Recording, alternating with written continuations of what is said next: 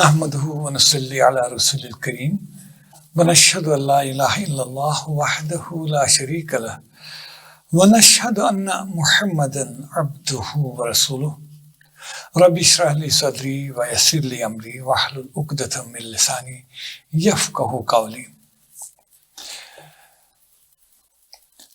Respected viewers and listeners, Assalamu alaikum wa rahmatullahi wa barakatuh. In continuation of our Quranic studies, today we shall try to read few more verses from chapter number 2, that's Al-Baqarah, and then try to understand the underlying meanings. I repeat my request to keep a copy of Quran in your hands or on Quran holder and focus your attention towards the verses which are under study today. That is verse number 165, in fact, verse 165.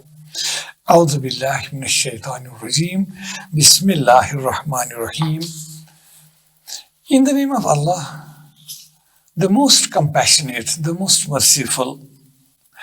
وَمِنَ النَّاسِ, and amongst the people, مَنْ يَتَّخِذُ مِنْ دُونِ اللَّهِ أَنْدَادًا, are some who take others besides Allah as his equals. يُحِبُّونَهُمْ, they love them, كَحُبِّ اللَّهِ, as Allah should be loved. وَالَّذِينَ آمَنُوا, whereas the believers, أَشَدُّ حُبًّا لِلَّهِ, they are overflowing with their love for Allah the Almighty. وَلَوْ يَرَى الَّذِينَ ظَلَمُوا, and if these wrongdoers could consider إِذْ يَرَوْنَ الْعَذَابَ, when they shall see the punishment on the day of judgment, أَنَّ الْقُوَّةَ لِلَّهِ جَمِيعًا, and it will be clear to them that all authority and power lies with Allah only. وَأَنَّ اللَّهَ شَدِيدُ الْعَذَابِ, and Allah has power to afflict the severe punishment too. إِذْ تَبَرَّأَ الَّذِينَ اتُّبِعُوا مِنَ الَّذِينَ تَبَعُوا, on the day when those who were followed in this world shall dissociate themselves from those who used to follow them. وَرَّأُوا الْعَذَابَ, and they shall see the punishment of the day. وَتَقَطَّعَتْ بِهِمُ الْأَسْبَابُ, and their mutual ties will be cut. وَقَالَ الَّذِينَ اتَّبَعُوا, that time those who used to follow in this world shall say or pray to God, لَوْ أَنَّ لَنَا كَرَةً, if we would make a return to world or earth. فَنَتَبَرَّأَ مِنْهُمْ, we would also like to dissociate ourselves from them, كَمَا تَبَرَّأُوا مِنَّا, as they are dissociating from us today. كَذَلِكَ يُرِيهِمُ اللَّهُ أَعْمَالَهُمْ, thus Allah will show them their deeds, حَسَرَاتٍ عَلَيْهِمْ, as a source of regret for them. وَمَا هُمْ بِخَارِجِينَ مِنَ النَّارِ, they shall not find an exit from the fire of the hell. Ya ayyuhan nas, O people, O humankind, kulu, eat, mimma fil ard, out of that which earth produces, halal and tayyiba, lawful and pure and good things. وَلَا تَتَّبِعُوا خُطُوَاتِ الشَّيْطَانِ, and don't follow the footsteps of Satan. إِنَّهُ لَكُمْ, verily he, that Satan is, for you, عَدُوٌّ مُبِينٌ, a clear and open enemy. إِنَّمَا يَأْمُرُكُمْ, surely he commands you, بِالسُّوءِ وَالْفَحْشَاءِ, of everything that is evil and immoral. وَأَن تَقُولُوا عَلَى اللَّهِ, and makes you to say about Allah, مَا لَا تَعْلَمُونَ, about which you have no knowledge. وَإِذَا قِيلَ لَهُمْ, and when it is said to them, when it is said to such people, اتَّبِعُوا, you follow, مَا أَنزَلَ اللَّهُ, that which Allah has sent. قَالُوا, they say out of arrogance, بَلْ نَتَّبِعُ, but no, we shall follow مَا أَلْفَيْنَا عَلَيْهِ آبَانَا, the path upon which we found our forefathers. أَوَلَوْ كَانَ آبَاؤُهُمْ لَا يَعْقِلُونَ شَيْئًا, even if their forefathers might not have understood a thing or anything, وَلَا يَهْتَدُونَ, or even if they were not rightly guided. وَمَثَلُ الَّذِينَ كَفَرُوا, and the parable of such disbelievers is كَمَثَلِ الَّذِي, like a person, who shouts, بِمَا لَا يَسْمَعُ إِلَّا دُعَاءً وَنِدَاءً, on what can listen nothing but calls and cries. Summum, bukmun, umyun, they are deaf, dumb and blind. فَهُمْ لَا يَعْقِلُونَ. So they don't understand or they don't use their reasoning powers. Sadaqallahul Azim. I hope you remember last time we studied verse number 164. The great verse, the vastest verse as far as my limited knowledge of Quran goes. And that time we found that wherever we see, whether in the creation of heavens or this earth, or in this present condition, or what is going to happen to this world later, or in oceans, and the boats and ships which sail through waters, or that the water or the winds which fall from the skies, and earth becomes full of life after its lifelessness, and even in the blowing winds, and in the hanging clouds between heavens and earth. That means in everything around, including our own selves. There are the signs of the greatness of Almighty Allah, greatness of the Creator of everything. Not only Creator, but who is Lord and Sustainer also. This verse is to be connected, it's in direct connection with the previous verse. Quran says, despite that, signs of the greatness of Allah as Creator, as Lord, as Sustainer, and Nourisher, all around, within ourselves, and without, that means up, heavens and earth and here and there, all around us. Quran says, وَمِنَ النَّاسِ. But despite all this, signs of the greatness of Allah evident from all over, everywhere. وَمِنَ النَّاسِ مَن يَتَّخِذُ مِن دُونِ اللَّهِ أَندَادًا. Despite all this, all these factors, all these proofs, all these arguments spread in earth and heavens, there are amongst the people, there are still some people مَن يَتَّخِذُ مِن دُونِ اللَّهِ أَندَادًا, who make besides Allah others as his equals. That means heavens and earth, these oceans and mountains, these living and non-living things. All the creations around, including our own selves. They speak that there is Lord, one Creator, who's created everything and who sustains everything. But it is surprising, it is shocking that despite all this, there still amongst people there are some who take others other than Allah, who they take them equals as Allah's partners. He has none. He doesn't need any partner.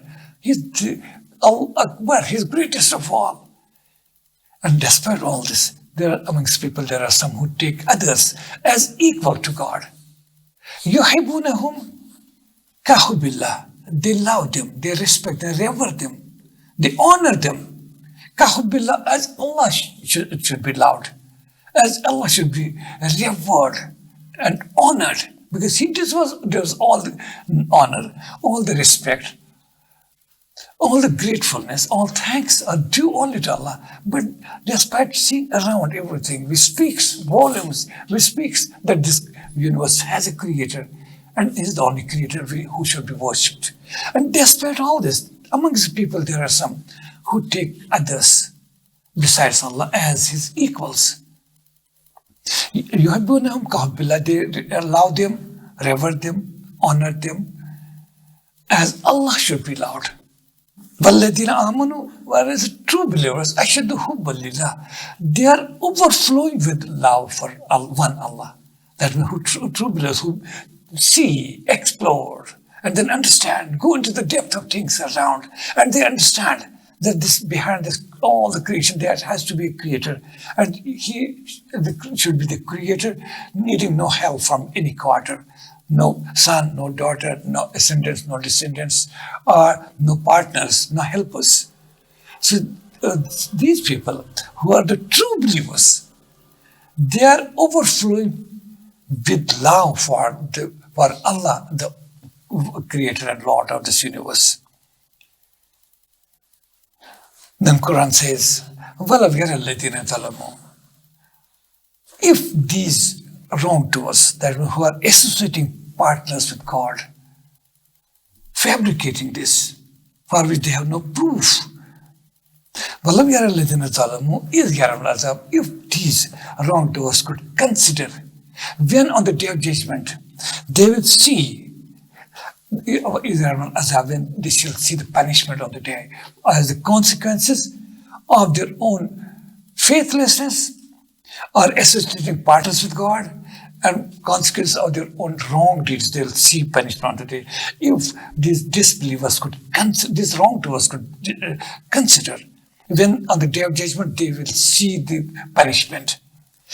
And it shall become quite clear to them that all powers and all authority lies only with Allah. And they'll see, and they'll accept, and they'll admit, they'll submit before this fact that all powers belong to Allah, and He is the authority. He has the authority to inflict any punishment for such evildoers and wrongdoers, or especially those who associate partners with God, despite having no proof for that. Then Quran says, "Is tabarra alladhina tubi'u." When on the day of judgment, those who were followed in this world, who were blindly followed by others, when those people, that the so-called leaders, they shall dissociate. Tabara means dissociate. They shall dissociate themselves from those who used to follow them. That means generally people follow their leaders. That means whether not true leaders, especially, but in fact we can call them the exploiters, who exploit the ignorance of common men, common people, making them to understand, okay, you follow us, you fall in line, you please us, you offer your sacrifices and anything to us. On the day of judgment, we are going to save you from, even if there's any punishment there, we're there to save you. You follow us here, we'll pay you in the life hereafter. On the day of judgment, we'll be there to protect you, to save you from any disaster or punishment. And we shall ourselves lead it the way we are leading you here. You shall have to follow that day too behind us, and we shall lead you to eternal bliss and prosperity. Maybe in the form of God's paradise or anything. But Quran says that is not going to be. On the day of judgment, when these people who used to blindly follow others, and when they'll be given the gate pass for hell, for ultimate disaster, they should look around and try to find their leaders whom they used to follow in this world, with the hope that they'll rescue us, they'll help us, they'll come to our help and save us from this disaster. But what is going to happen? Quran says, "Is tabara alladhina tubi'u min alladhina tabu." On the day, who were followed by others, those so-called leaders or the exploiters of the common sentiments and common ignorance of the common people, they shall dissociate themselves from those who used to follow them. They shall tell them, okay, why are you after us here? We are ourselves in disaster. We are facing failure, utter failure today. How we can't help ourselves? How come we are going to help you? And they'll kick them off. And they'll be, of course, shocked, those who used to follow them in this world. And there will be nobody around to help them. And that Quran says, "Is tabarra alladhina tubi'u min alladhina tabu." On the day when those who were followed by others, that day, on the day that the day of judgment, they shall dissociate themselves from those who used to follow them or whom they used to make them to follow. They are forcing them one way or the other to follow. They will dissociate themselves from their followers. And their mutual bonds and mutual ties shall be cut, shall be broken. They shall have no connection. And those who used to follow in this world shall look towards them and then pray to God. Quran says, وَقَالَ الَّذِينَ تَبَعُوا. And those who used to follow, they will be not disappointed. How come they will be saved from those devils who used to mislead them in this world?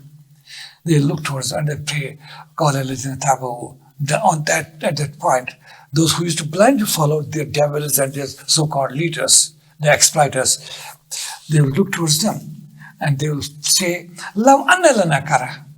If we would get another chance to go back to what, oh Allah, oh God, our Creator, now we have understood the facts. Everything is evident and clear to us. No doubt in our minds. If we will be sent back to world, given one more chance and one more turn, we shall now dissociate ourselves from them, these exploiters, these devils and so-called leaders. We shall dissociate ourselves from them, as they are dissociating from us on this day of judgment, for which they used to create hopes in our minds. Quran said, though, that nobody will be helped. كَذَلِكَ يُرِيهُمُ اللَّهُ أَعْمَالُهُم حَسَرَاتٍ عَلَيْهِمْ. Thus Allah will show them their deeds which they used to commit in this world as a source of regret for them. They shall have only regret. Both the blind followers and those so-called devils, leaders and exploiters, everything will be before them, before their doings, as a source of regret.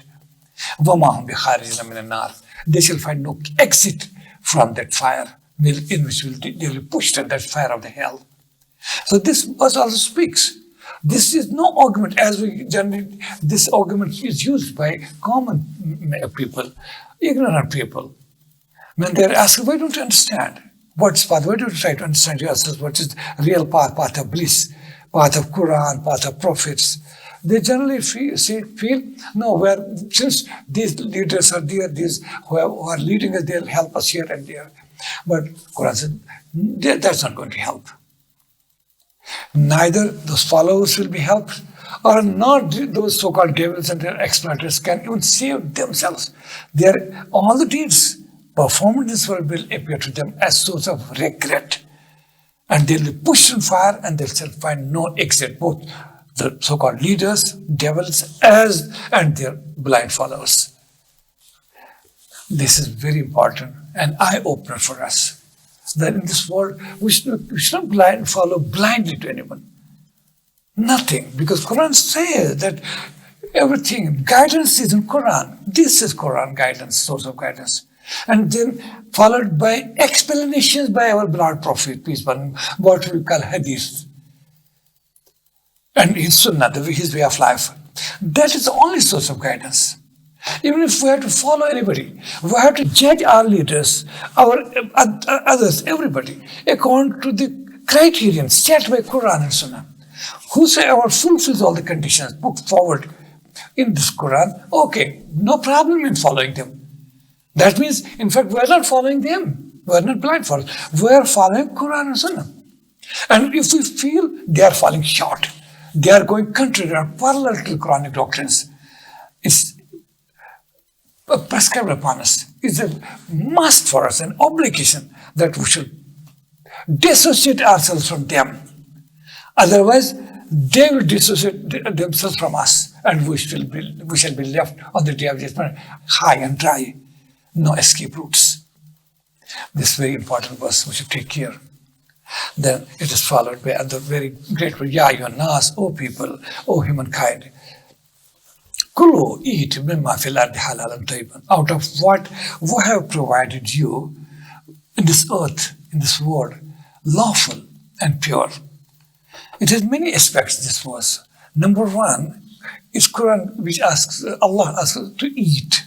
That means eating is not anything which goes against spirituality, which goes contrary to the religious beliefs, or piety or righteousness. Eating is the need and essential aspect of human life. So Quran is not against, not only it's not against it, it asks people, humans, that you eat. Incidentally, we know when Adam was created, we read in this chapter itself, Al-Baqarah, in verse number, starting from verse number 30, when Adam and Eve were put in the garden. When we convey this message to Adam, oh Adam, you live in this garden and both of you eat therefrom whatever you like to. So this is an essential thing, a necessity.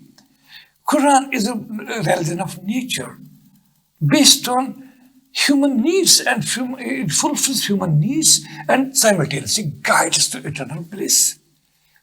People try to understand such verses in the context of when these verses were revealed and when they were conveyed to the humankind. That time, certain religious beliefs are prevalent. We see even remnants of such beliefs even today. That it was considered one who doesn't eat and dies of hunger, which we in Indian language call Maran Bharat. He dies of hunger. He attains closeness to God. And who indulges in eating and drinking, that means genuinely, of course. He is in indulgence in this worldly affairs. He cannot be a God-fearing person. Quran says nothing to how is it? It's not possible. Imagine, Quran says, we provide you hands to lift a piece of bread. And we provide your mouth, your body parts, your teeth. What for? To chew food. We are given a tongue between these all teeth, 32 teeth. Just to taste it. That would we have provided taste buds so that you enjoy. And then we provided you the esophagus, the food pipe, which pushed that food down. And we gave you stomach to crush it to the pulp, to grind this. And in sense, to absorb all this food and go into your blood flow, and you gain strength, you undergo growth and development. And it's on one hand. On the other hand, we created a sense of hunger and thirst in you, so that you, once you are hungry, you feel, yes, I should eat. And not only that, on the third dimension, we have provided things around, vegetables, fruits, cereals, and everything around. So delicious things. So how come? Who provided all this? It is Allah the Almighty. Within our body, all the organs of eating, drinking, tasting, and everything, enjoying. And on the other hand, and on the other side, thirst and hunger that we feel need. Yes, we need it. And on the third side, everything around. So delicious fruits, bananas, oranges, pomegranates, everything, apple and pears, and olives and all this. And then you feel need, and then other foods, vegetables and non-veg food, animals which human beings eat, all provided. So how come it doesn't go against nature? If somebody asks not to eat, God will be pleased to you. It goes against human needs and against human nature. That's why it's not. Don't take it just as a passing remark. Yeah, in Askulu, some people feel, what's it? We did not have been given such an instruction. Everybody needs what to eat and how to eat and when to eat. But you see, these verses also change the course of human history. Those prevalent, unnatural, anti-God beliefs had to be eradicated. Eating was also considered made by Quran and ibadah, because it says eat, but within limits.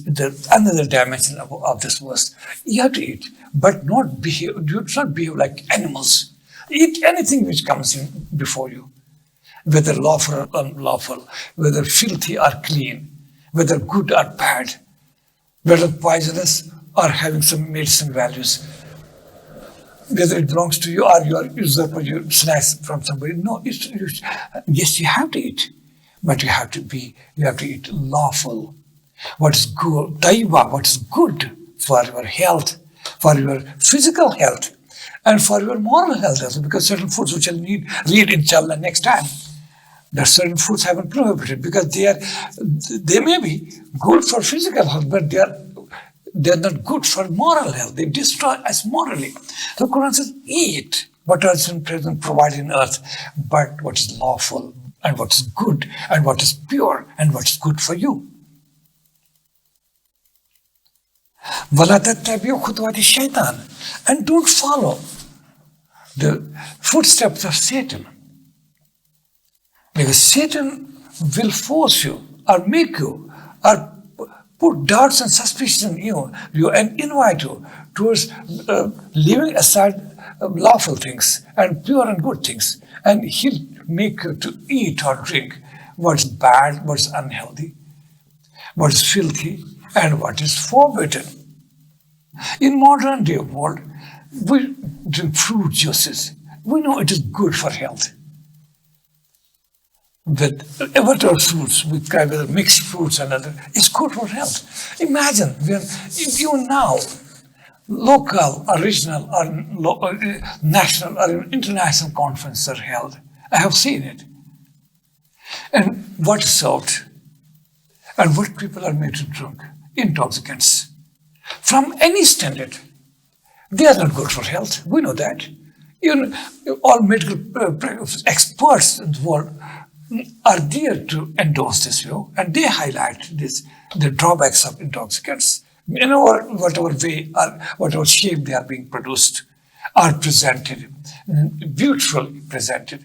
The effect, it is wine, it's whiskey, it's brandy, and given any name to them, they are one way or the other. They affect your digestion, they affect your respiration, they affect your circulation of blood, they even affect your nervous system, and some in one way or the other. Imagine, it is Satan. Some people have told me, of high level people, when they used to attend such conferences, they were part of it, they had to be part of it, as senior bureaucrats or politicians or something. And when such things are served, imagine, one of them said was that I simply refuse, politely refuse. And that server who was there, waiter, or our host, I said, please, if you don't mind, please just give me a glass of orange juice or pomegranate if possible. He said, all the people around were looking curiously at me, as if I had committed some big sin. I was odd man out. I was as an outcast. Everybody looking, what this orthodox person is saying.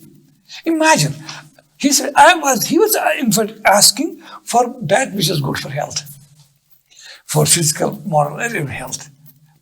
And imagine, will be looked on about well as people drinking intoxicants or anything. They are so-called moderns.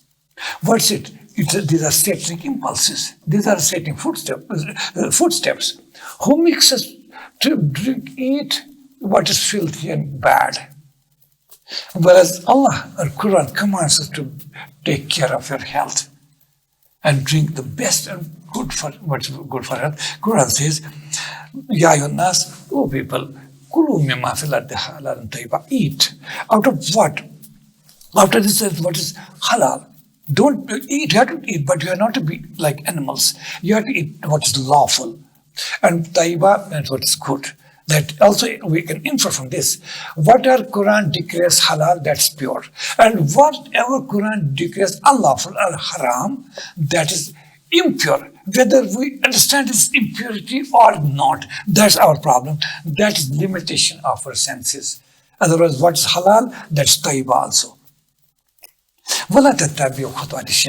Don't follow the footsteps of Satan or devil. Because he is your open enemy. He comes to you not as an enemy, as a well-wisher. But the fact is that he is your enemy in the same way. He came to cheat and deceive and mislead your father Adam. He came to him as a well-wisher and made him to eat what was forbidden to Adam. He was his enemy, he's your enemy till doomsday. Take care. It is he who commands you what is evil, bisu, what's evil and bad. He commands you to commit immoral things, immoral practices, or what is shameful. It is Satan. It is simple. Quran prescribed a law of marriage, for example, to a man and woman get married under honest and pure wedlock and enjoying life. That's natural urge. As we have digestive organs, same way we have sex organs. What for? And not only sexual urge and hormones, testosterone, which create this sense of sexuality. Okay? Islam says it is natural. It's not prevalent ideas that time, or even we see remnants now. They say it was believed that one who doesn't marry attains nearness to God. Whether in women folk you call them sister or mother without getting married, or a father or a priest in a church or at some other place of worship. It's strange. Quran says, no, nothing doing. We haven't given all this. Don't put the ball in Jesus Christ's basket, or Mary, that she didn't marry, or Jesus didn't marry. Forget there was some reason for that. But God has created all this. Needs are to be fulfilled, whether they are needs of eating, drinking, or needs of sexual activity. But that time again, Quran, it should not be unbridled. It will be with honesty and purity of sexual relations. That's between husband-wife, husband relations. And see, here Satan also plays. The way he invites you in a sort of orange juice or pomegranate juice, he makes you to drink intoxicants, wines, and which are injurious to your health, both physical, biological, and moral health. Same way, it is Satan who invites you to the extramarital activities, premarital or extramarital activities. What's here in your wife? Nothing. You can enjoy sexual relations with others, both in males and females. And to the extent you could go for homosexuality. What in marriage? This, of course, everybody adopts. A man, woman gets married. There's something special if man gets married, gets a man. If a woman gets, we call them gays, or a woman marries a woman as lesbians. It is Satan. That's what Quran says. Imagine 1400 years back, Quran lays a blueprint for perfect human behavior, and not fall in the satanic trap. Quran says, "Innama ya'murukum bisu," and he commands you. He enjoins upon you. Bisu, what's evil and bad, wal-fasha, and what's shameful and immoral. Despite availability of good and better things, whether it is food habits or about sexual activity, sexual relations. Isn't it happening now? A person feels that, no, there's nothing personal in my wife. Let me seek this satisfaction somewhere else. These are satanic impulses. And that I told you, as a homosexuality and all that, this is a product of all this satanic activity, and we immediately fall in that satanic trap. And he makes you to say, the Satan, he makes you to say about Allah what you know not, about which you have no knowledge. He traps you. He deviates from the pure path of modesty, path of chastity, path of eating and drinking, pure, good, and all the spheres of life. Similarly, it's Satan. A man's origin is to earn. Yes, we should earn. We should earn and spend also. Through honest means, of course. That's Quranic path. That's part of prophets. All the prophets. Let God be, blessings of Allah be upon all of them. But it is Satan who tells us, what's there in honest earning? Nothing. You are going to finish yourself. There are many illegal means, corrupt means, mischievous means. You adopt that, otherwise you'll be left high and dry. What's going to come out of your honest earnings? Come on, I'll say. He puts our ideas in our mind. And instead of lawful means, we adopt corrupt means. We indulge in corruption, corrupt practices of earning more and more. That satanic trap, which is highlighted in this verse, in these two verses. So don't take any word of Quran for granted. It is full of lessons. I just give you a broad outline. I hope this will help you in depth understanding, and you can derive many more conclusions based on these two verses. We close it here. Sadaqallahu al-Azim wa sadaqa rasuluhu an-Nabiyyul Kareem walhamdulillahi rabbil alameen.